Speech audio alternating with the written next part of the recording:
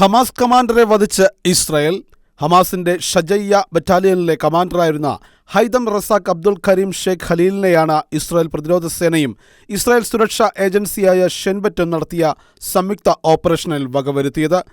2023 October 7 ചരിത്രത്തിലെ എക്കാലത്തെയും വലിയ ഹമാസിന്റെ ഭീകരാക്രമണത്തിൽ ഇസ്രായേലിലേക്ക് കടക്കുകയും തെക്കൻ ഇസ്രായേൽ ഗ്രാമമായ കിബുട്സ് നിറോസിൽ ഭീകരാക്രമണം നടത്തുകയും നേതൃത്വം കൊടുക്കുകയും ചെയ്ത വ്യക്തിയായിരുന്നു ഹൈതം റസാഖ് അബ്ദുൽ കരീം ഷേഖ് ഖലീൽ. കിബുട്സ് നിറോസിൽ നിരവധി ഭവനഭേദനവും കൊലപാതകവും ബലാത്സംഗം ഉൾപ്പെടെയുള്ള കൃത്യങ്ങൾ ചെയ്ത ഭീകരനായിരുന്നു ഇയാൾ.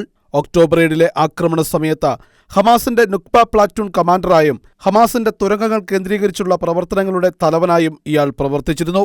ശേഷം നടന്ന ഇസ്രായേൽ ഹമാസ് യുദ്ധത്തിൽ ഗാസയിൽ നിന്നും ഇസ്രായേലിലേക്ക് ആക്രമണങ്ങൾ നടത്താനും ഹൈതം റസാഖ് അബ്ദുൽ കരീം ഷേഖ് ഖലീൽ നേതൃത്വം കൊടുത്തു. ഇസ്രായേൽ സൈന്യത്തിനെതിരെ ബോംബി ട്രാപ്പുകൾ, സ്ഫോടക വസ്തുക്കൾ സ്ഥാപിക്കുന്നതിലുള്ള ഹൈതം റസാഖ് അബ്ദുൽ കരീം ഷേഖ് ഖലീലിന്റെ പങ്ക് സൈന്യം കണ്ടെത്തിയിരുന്നു. ഇസ്രായേൽ സൈന്യവും രഹസ്യാന്വേഷണ ഏജൻസിയായ ഷിൻബറ്റും ഇയാളുടെ നീക്കങ്ങൾ സസൂക്ഷ്മം വീക്ഷിച്ചു വരികയായിരുന്നു. ഗാസയിലെ ഗാസ സിറ്റിയിൽ വെച്ചാണ് സൈന്യം ഇയാളെ വധിച്ചത്. ഹമാസിന്റെ ഹമാസ് കമാൻഡ് ആൻഡ് കൺട്രോൾ സെന്ററിന് നേരെ ഇസ്രായേൽ സൈന്യവും ഷെൻബറ്റും ചേർന്ന് നടത്തിയ ആക്രമണത്തിലാണ് ഖലീൽ കൊല്ലപ്പെട്ടത്.